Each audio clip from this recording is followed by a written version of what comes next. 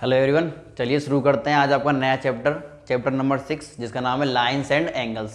ठीक है, सबसे पहले करेंगे हम इसके बेसिक्स, मतलब जो बहुत ही छोटी छोटी चीज़ें बिल्कुल आपको सरफेस से पढ़ाएंगे। सरफेस से नहीं, मैं तो कहूँगा कि आपको गड्ढा करके पढ़ाएंगे, जिससे कि ये छोटी छोटी चीज़ें होती हैं आपको अच्छे से आ जाएँ। ये चीज़ें आपने पहले पढ़ रखी होंगी, लेकिन मैं ऐसे पढ़ाऊँगा जैसे आपको नहीं आती हैं। ठीक है, इस तरीके से। तो जिसको चीज़ आती है वो स्किप कर सकता है, लेक्चर नंबर 2 पे आ सकता है। ठीक है भाई, lines and angles, chapter number 6 है हमारा, और आज करेंगे हम इसकी बेसिक्स। बेसिक्स में क्या होने वाला है मैं लिखवा देता हूँ आपको सारे टॉपिक्स। सबसे पहले पढ़ेंगे हम लाइन सेगमेंट क्या होती है। तो ठीक है, कर ही लेते हैं, ऐसा करते हैं, कोई लिस्ट नहीं बनाते उस चीज़ की, पूरा पढ़ ही लेते हैं। लाइन सेगमेंट क्या होती है, तो लाइन सेगमेंट एक तरीके से कह सकते हैं a part of line, a portion of, part of line, a portion of line which has two end points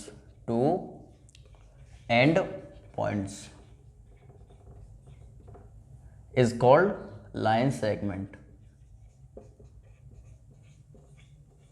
तो ये तो हो गई आपकी डेफिनेशन। इसका मतलब क्या है, यानी कि एक लाइन का पार्ट जिसका एक इसके दो एंड पॉइंट हो, एक तो ये वाला और एक ये वाला। इस तरीके से जो हमारी होती है वो होती है लाइन सेगमेंट। लाइन सेगमेंट और लाइन में फ़र्क मैं बता दूँ आपको, इतना फ़र्क जो इसकी डेफिनेशन में लिख रही है चीज़, टू एंड पॉइंट वाली, इतना फ़र्क होता है।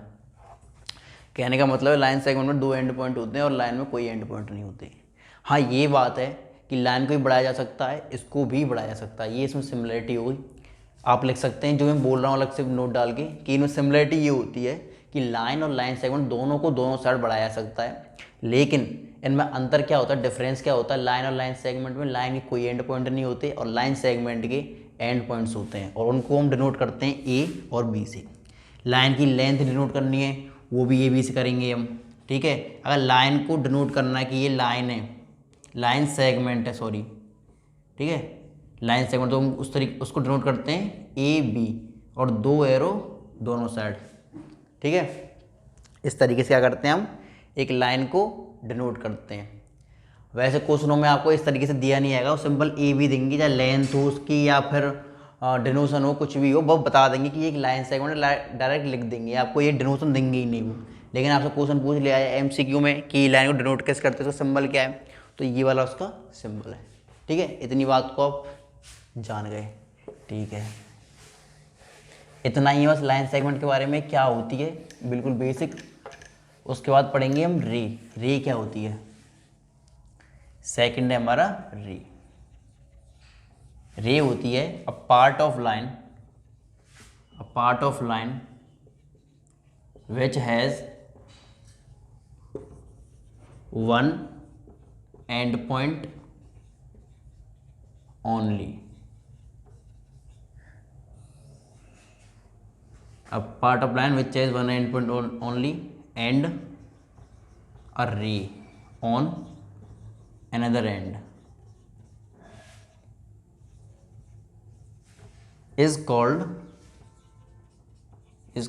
ray। तो डेफिनेशन पता पड़ रहा होगा, लाइन का एक पार्ट है जिसका एक तो एंड पॉइंट होता है और दूसरी साइड उसके क्या होती है, रे का सिंबल होता है। कैसे, जैसे कि इस तरीके से रे हमारी को दिखती है इस तरीके से, एक एंड पॉइंट और दूसरी साइड रे ए, और इस तरफ हम इसको नाम दे देंगे बी। ठीक है, रे का सिंबल बात डिनोशन दिया जाए, रिप्रेजेंटेशन कह लो, डिनोशन कह लो, डिनोट होती है ये किससे, ये डिनोट होती है कुछ इस तरीके से A B.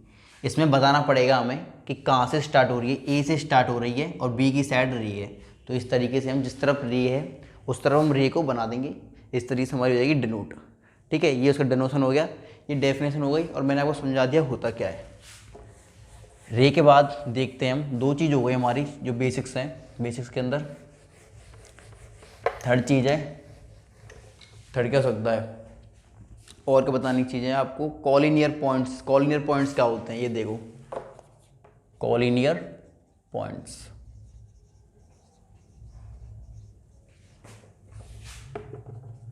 points on same line are called collinear points, या फिर इसकी और 3 पॉइंट्स ऑन सेम लाइन। जब 3 पॉइंट एक सेम लाइन पे होते हैं तब उन पॉइंट्स को कहते हैं हम collinear points.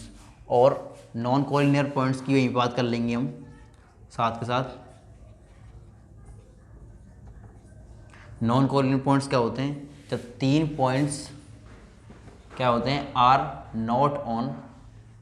Not in same line, वो होते हैं हमारे क्या, यहाँ लिख लेना are called non collinear point. इस तरीके से दोनों डेफिनेशन हो गई। अब देखते हैं ये कैसे, ये दिखते कैसे हैं। ठीक है भाई, ये दिखते कैसे हैं। एग्जाम्पल कॉलिनियर और नॉन कॉलिनियर की। कॉलिनियर पॉइंट का कहने का मतलब था कि जब एक कोई पॉइंट है 3 और वो तीनों एक ही लाइन पर है, यानी कि ये तीनों पॉइंट क्या है, एक ही लाइन पे आ जाएंगी। कुछ लाइनें ए और बी, इस साइड लाइनें दोनों साइड एरो हो जाएगी। ठीक है, तो ये हो गए हमारे कॉलिनियर पॉइंट्स। यहीं के भी, यहीं पे अगर मैं एक पॉइंट यहाँ बना देता, एक पॉइंट यहाँ पे, एक पॉइंट यहाँ पे, तो कुछ भी कर लो, ये तीनों पॉइंट एक लाइन पे नहीं आते, 2 लाइन पे आ जाएंगे लेकिन एक पे नहीं आएंगे। एक पे कैसे नहीं आएंगे, अगर आप लाइन बनाओगे तो ऐसे जाएगी, तीसरा पॉइंट छूट जाएगा। कोई आप दूसरी लाइन बनाओगे तो ये वाला पॉइंट छूट जाएगा, और तीसरी लाइन बनाओगे तो ये वाला पॉइंट छूट जाएगा हमारा। इस तरीके से ये तीनों पॉइंट क्या है आपस में, नॉन कॉलिनियर है। कहेंगे कैसे, तो अगर आपको ये वाला एग्जांपल दे दिया जाता है तो इसमें A point, B point, C point, तो कहेंगे A B and C are non collinear points. तो यहाँ पर कहेंगे A B and C are collinear points. इस तरीके से क्या करेंगे, हम अपने आंसर्स देंगे। कॉलिनियर नॉन कॉलिनियर आपको हो गए होंगे क्लियर भाई।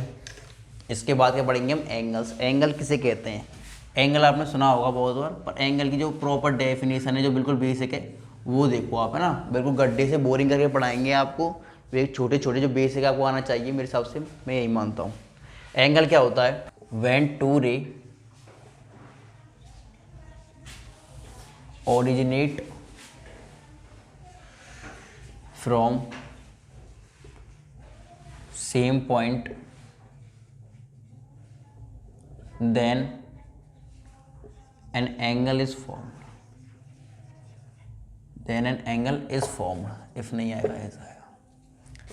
तो इसका मतलब समझो हिंदी में कि जब 2 रे ओरिजिनेट होती हैं एक सेम पॉइंट से, क्या इससे वो व्यू करते हैं, विजुअलाइज करते हैं, क्या क्या आएगी, एक ही पॉइंट से। तो कोई 2 रे, एक रे ये हो गई, इसका नाम ए भी मान लो, और उसी सेम पॉइंट से कोई दूसरी रे भी निकल रही है जिसका नाम ए सी है। 2 रे हो गई, कौन रेस के नाम क्या है, ए बी एक रे है और दूसरी रे का नाम क्या है, ए सी।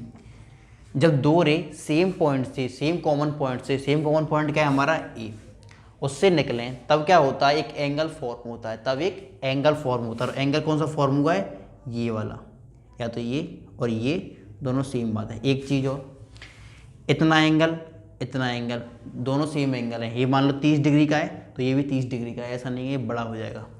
ठीक है, दोनों सेम 30 डिग्री के हैं। ठीक है भाई, इस तरीके से ये हो गई एंगल की डेफिनेशन, बहुत ही सिंपल बेसिक, कि जब 2 रे ऑरिजिनेट होती हैं सेम पॉइंट से तब एक एंगल फॉर्म होता है। ठीक है, अब थोड़ा बहुत एंगल के जो पार्ट्स हैं उनके बारे में पढ़ते हैं। एंगल के पार्ट्स क्या होंगे, देखते हैं क्या होते हैं एंगल के parts of angle.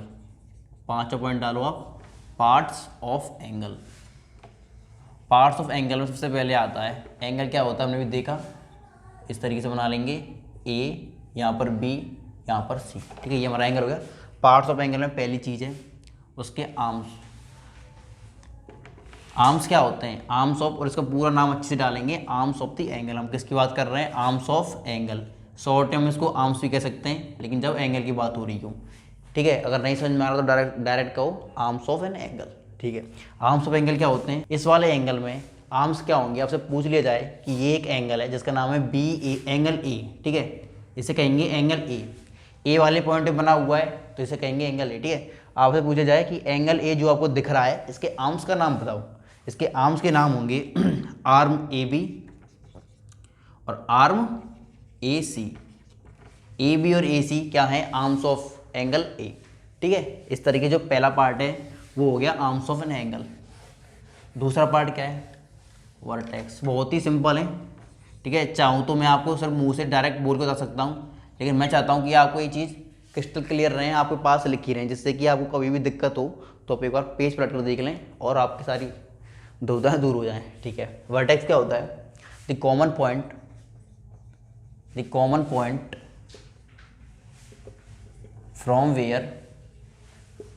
From where arms start, जहाँ से आर्म्स स्टार्ट होती हैं, that is called vertex. Vertex of क्या? Vertex of an angle. इसका पूरा नाम क्या है? Vertex of an angle. Short में से वर्टेक्स बोलते हैं, होता ये वर्टेक्स ऑफ एन एंगल है। आपसे पूछ लिया जाए कि इस एंगल ए में वर्टेक्स ऑफ एंगल ए क्या है, तो आप कहोगे A is a point which is a vertex. मतलब आपको ए कहनी है कि ए क्या है? वर्टेक्स है, इस एंगल ए का वर्टेक्स है, ठीक है। एंगल, ये एंगल का साइन होता है इस तरीके से छोटा सा। तो वर्टेक्स हो गया, आर्म्स हो गई, बस यही क्या है, हमारे दो पार्ट्स हैं इसके। एक चीज़ और देख लो कि एंगल की नेमिंग, अब करेंगे हम एंगल की नेमिंग करना सीखेंगे कि एंगल की नेमिंग कैसे करते हैं। नेमिंग करना बहुत सरल है, एक नाम तो वो बता ही दिया मैंने, छठा पॉइंट डालें क्या पांचवा, आप देख लेना, ठीक है, मैं तो भूल गया। Naming of angle. तो चलो भाई शुरू करते हैं। लाल मार्कर से लिखेंगे आपके लिए, थोड़े कलर है ना चेंज होने चाहिए, जिससे कलरफुल बने आपकी ज़िंदगी, ठीक है। कब तक ब्लैक एंड वाइट रहोगे। नेमिंग ऑफ एंगल, ठीक है। तो हम क्या देख रहे थे कि एक एंगल होता कैसा है, वो होता कुछ इस तरीके से, यहाँ पे ए, यहाँ पे बी था ना, यहाँ पे ए और यहाँ पे सी। हमने पार्ट्स ऑफ एंगल पढ़ लिया, अब naming of angle. Name of angle का मतलब है कि उसके कितने नेम्स है, उसके नेम्स भैया, मतलब कहने का मतलब ये है कि एक एंगल के बहुत सारे नेम्स होते हैं, बहुत सारे नहीं होते, मेनली 3 होते हैं, ठीक है। बहुत सारे मतलब 3 होते हैं। 3 कौन कौन से? सबसे बेसिक नाम जो होता है पहले टाइप का सिंपल, अगर वही लेजी नाम जो होता है उसका वो होता है, अगर इसको बोलें इसका नाम क्या है, इस वाले एंगल का, ये एक एंगल है, ठीक है। कौन सा एंगल है? ये नहीं, ये वाली चीज़ क्या है? एंगल है। वो कैसे बन रही है? 2 आर्म्स की हेल्प से बन रही है, एक ए बी और एक ए सी, दोनों ए से निकलें तब जाके एक एंगल बना है। उसका नाम क्या है उस एंगल का? सबसे लेजी नाम है उसका एंगल ए, इस तरीके से लिखेंगे उसका नाम एंगल ए। दूसरा नाम क्या है उस एंगल का? दूसरा नाम है उस एंगल का, ठीक है। यहाँ से शुरू करते हैं, बीच में इसको लेंगे, जहाँ जो भी ये एंगल है ये वाला, लेजी नेम को रखेंगे बीच में। 3 लेटर का हमारा नेम होता है, ठीक है। जो दूसरे टाइप का नाम होता है वो होता है हमारा 3 लेटर का, उसके बीच में आता है जो मेन एंगल का, जो मेन जहाँ पे वर्टेक्स होता है उसे बीच में लिखते हैं, और बाकी दोनों साइड क्या करते हैं, बाकी दोनों आर्म्स को हम लिखते हैं, ठीक है। रेस को यहाँ पे बी लिख देंगे, यहाँ पे सी लिख देंगे, और यहाँ पे लगा देंगे आगे एंगल का साइन की एंगल BAC। क्या है इस एंगल का नाम? इसी एंगल का नाम है, क्या है इस एंगल का नाम है? पहले एक जो लेजी नाम है वो एंगल ए, जो दूसरा नाम है इस एंगल का नाम है BAC। तीसरा नाम क्या है भैया? तीसरा नाम बिल्कुल कुछ नहीं है, सेम है। बीच में रखना है वर्टेक्स को। इस बार क्या किया था आपने? इस बार इस तरफ बी लिया था, पहले बी लिया था फिर सी लिया था, इस बार पहले सी को लेंगे और फिर बी को लेंगे। यानी कि आपसे कोई पूछे भाई इस एंगल का नाम क्या है, आप एंगल ए कहो, आप एंगल BAC कहो, या फिर आप एंगल CAB कहो, तीनों एंगल बिल्कुल सही है, तीनों नाम बिल्कुल सही है इस एंगल के। लेकिन हाँ, अगर आप इससे कहते हो कि इस एंगल का नाम है ABC, तो भाई वो गलत हो जाएगा, ठीक है। आपने चुना है कौन सा मेथड? ये वाला, उसमें भी आप क्या कह रहे हो? ABC। गलती क्या होगी इसमें? गलती ये होगी कि आपने वर्टेक्स में बी, जो बीच वाला वर्टेक्स है उसमें बी रख दिया, ये वाली चीज़ रख दी। ये नहीं रखनी है आपको, क्या रखना है? ए को रखना है हमेशा वर्टेक्स में। उसके बाद साइड में कुछ भी रख लो, आप साइड में बी रख लो या सी रख लो, मतलब ये वाली साइड रख लो या ये वाली साइड रख लो, ठीक है। सिंपल, लेजी नाम, ये वाला नाम, ये वाला नाम। तो आपको भैया हम तो हमारे तो ये वाला सरल पड़ेगा ना, हम तो इसी को बताएंगे हर बार, ठीक है भैया। बता तो दोगे इसको हर बार, लेकिन बताने की थोड़ी ना होती है, कभी कभी तो कैसी होती है? तो ऐसी होती है कि आपको क्वेश्चन मिलेंगे, तो क्वेश्चन में हो सकता है वो आपको एक वर्ड वाला नाम ना दे, लेटर वाला नाम ना दे, 3 लेटर वाला नाम दे दे, तब तो आपको पहचानना चाहिए ना कौन सा एंगल की बात कर रहा है, तो ये उस चीज़ के लिए, ठीक है। आप तो कह दो कि इस एंगल का नाम ये एंगल ए है, ठीक है। आप तो नहीं बोलोगे 3 नाम, आप क्यों फालतू में बोलोगे अपने पास टेंशन 3 लेटर की। लेकिन सामने वाला जब कहेगा तब तो आपको समझना पड़ेगा ना, तो वो समझने के लिए आपको ये तीनों नाम मानने चाहिए, और तीनों बहुत ही सरल है मेरे हिसाब से, ठीक है।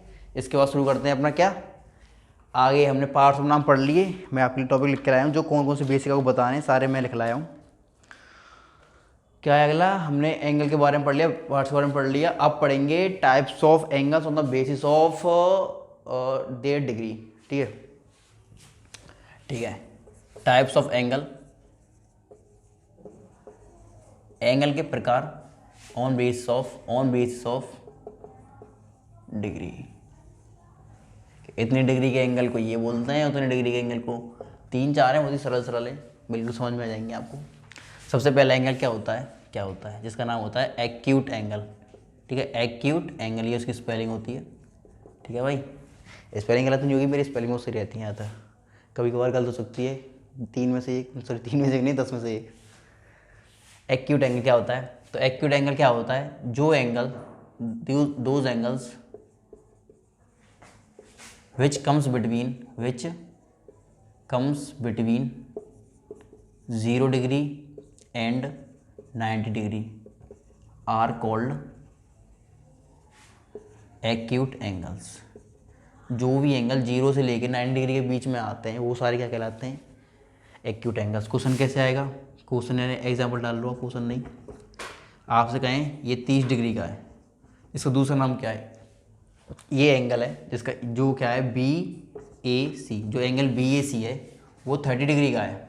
अब ये बताओ उसका नाम क्या है, कैसे, पूरा क्वेश्चन ये बताओ कौन से टाइप का एंगल है on the basis of degree. आपसे ये पूछ लिया है तो क्या कहोगे, ये 30 डिग्री का, और 30 डिग्री आती है 0 से 90 के बीच में, बिटवीन 0 से 90, तो आप कहोगे भैया ये है एक एक्यूट एंगल। यहीं पे आपसे कहता है ये 30 नहीं ये 10 का है, तब भी ये एक्यूट एंगल रहता। आपसे कहता है 10 नहीं ये 1 डिग्री का एंगल है, मात्र 1 डिग्री का, तो भी ये 0 से 90 के बीच में आता है। लेकिन आपसे कह दिया ये 0 डिग्री का है तब ये एक्यूट नहीं रहेगा, आपसे कह दिया ये 90 डिग्री का है तब ये एक्यूट नहीं रहेगा। 0 से 90 के बीच में जितने भी आएंगे, अगर आपसे कहिए 89.99 का है तब भी ये कौन सा एंगल होगा, ये होगा आपका एक्यूट एंगल।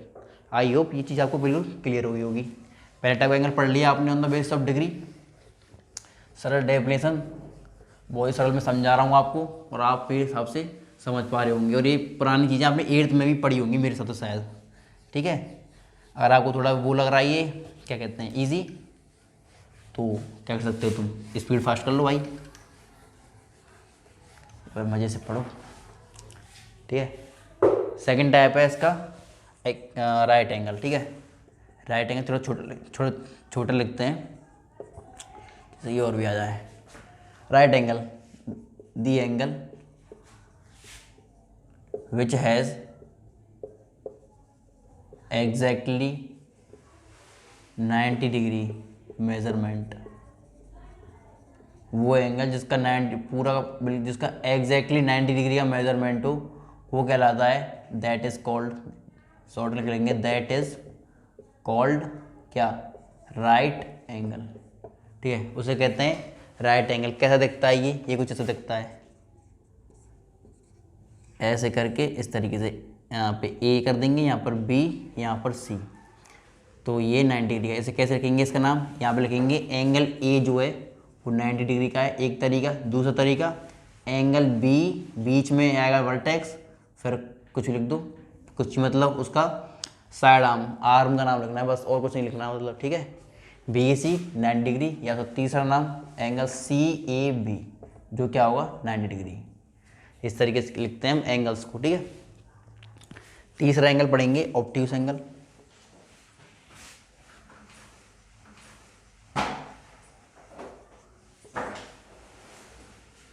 ऑब्ट्यूस एंगल क्या होता है, दी एंगल्स,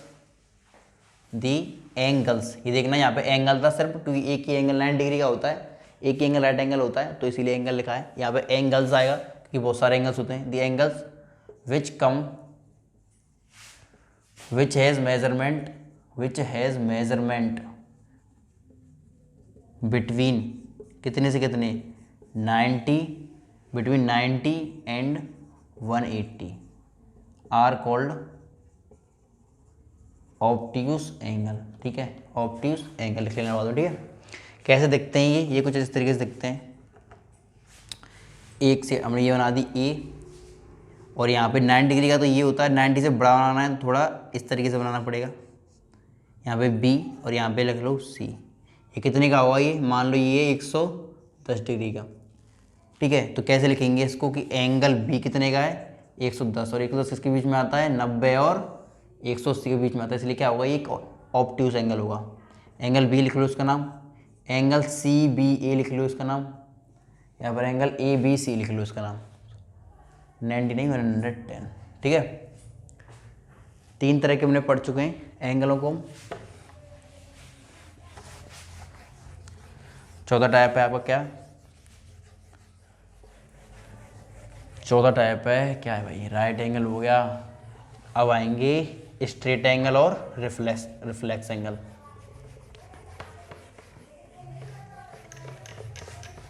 क्या हो गया इसको भाई तुम्हारा सब कुछ।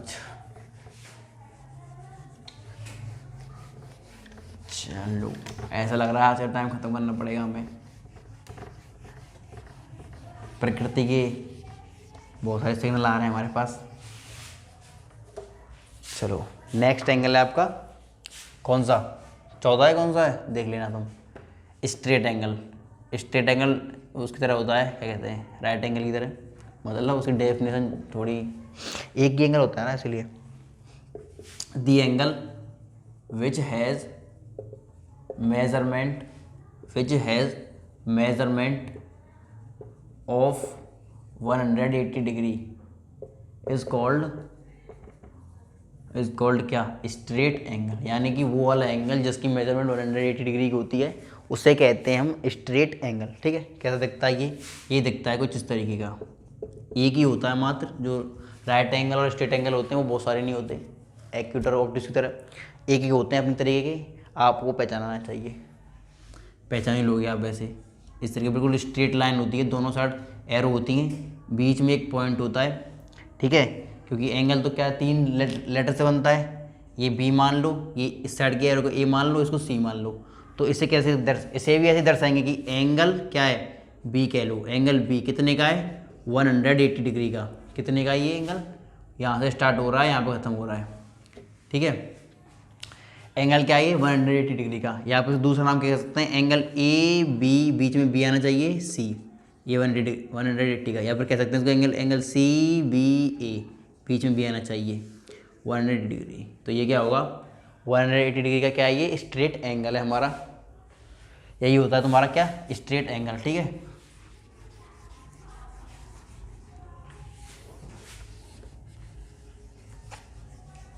चलो नेक्स्ट है अपना क्या, रिफ्लेक्स एंगल।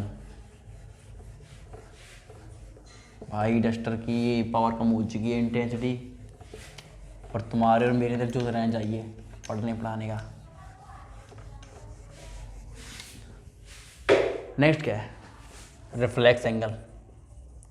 इतना ही करते हैं, ये लास्ट एंगल है, इसको पढ़ते हैं और उसके बाद कल के लेक्चर में देखेंगे थोड़ा कुछ और बेसिक्स रहेंगे छोटे मोटे, उनको देखेंगे और फिर कंप्लीट करेंगे मैं लेक्चर। रिफ्लेक्स एंगल क्या होता है, वो angles, those angles which has measurement, जिनका मेजरमेंट आता है बिटवीन क्या 180 एंड 360 डिग्री। 180 से लेके 360 के बीच जितने भी एंगल होते हैं वो कहलाते हैं आर कॉल्ड क्या, रिफ्लेक्स एंगल। रिफ्लेक्स एंगल कैसे दिखते हैं ये कुछ दिखते हैं इस तरीके के, ये ए तुम्हारा, ये बी तुम्हारा बीच वाला, और 180 से बड़ा होगा, 180 होगा तो यहाँ तक आ जाएगा। और 180 से बड़ा है कोई चीज़ तो जो सीधी से थोड़ा नीचे आएगी, सीधी लाइन है उसे थोड़ा नीचे आएगी कुछ इस तरीके से। यहाँ पर लिखेंगे सी, तो एंगल ए बी सी, ये वाला एंगल जो होगा इस तरीके से ये हो जाएगा तुम्हारा रिफ्लेक्स एंगल। इसका नाम कैसे लिखेंगे, या तो लिखो एंगल बी इक्वल्स टू कितना, मान लो ये कितना है 180 से बड़ा होना चाहिए तो उसको लिख देते हैं 190। 190 डिग्री का क्या है हमारा रिफ्लेक्स एंगल है। इसका नाम क्या है, ए बी बीच में आना चाहिए सी 190। यहाँ पर इसका तीसरा नाम है सी बी ए 190 डिग्री। ठीक है, तो आई होप आपको ये बेसिक्स है लाइन्स एंड एंगल्स के समझ में आए होंगे। बहुत ही छोटी चीज़ है, एक बार बोलने की ज़रूरत है तभी समझ जाओगे, फिर भी कुछ नहीं आता है तो बता दें। और स्पीड फास्ट कर सकते हो तुम अगर तुम्हें थोड़ा आती है चीज़ें तो। ठीक है, आई होप समझ में आएगा। Thank you very much. ख़त्म करते हैं इस सेशन को। राधे राधे।